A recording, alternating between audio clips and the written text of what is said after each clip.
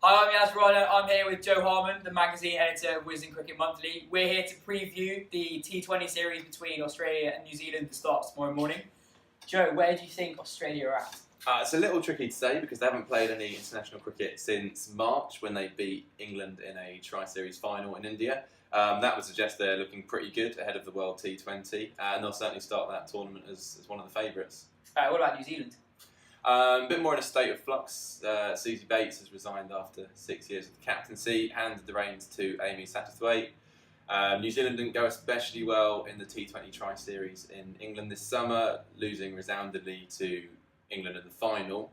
They performed a bit better against South Africa, but I'd say there's a bit of ground to make up, particularly when you include their 50 over World Cup campaign last summer, which again wasn't that impressive. So there's a few question marks hanging over New Zealand ahead of this series.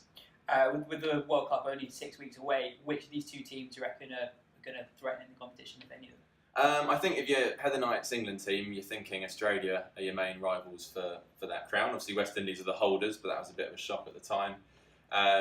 New Zealand are certainly in the mix. If they can come away from this series with a victory, then they'll really put themselves up there as one of the top favourites.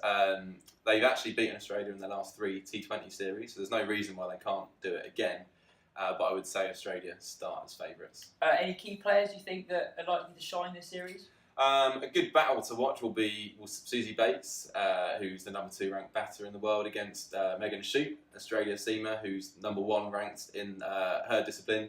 She was brilliant in the T20 Tri-Series in India, so she's certainly one to watch out for. And Amelia Kerr, the young leg-spinning all-rounder, still just 17, probably the most exciting young prospect in the women's game at the moment.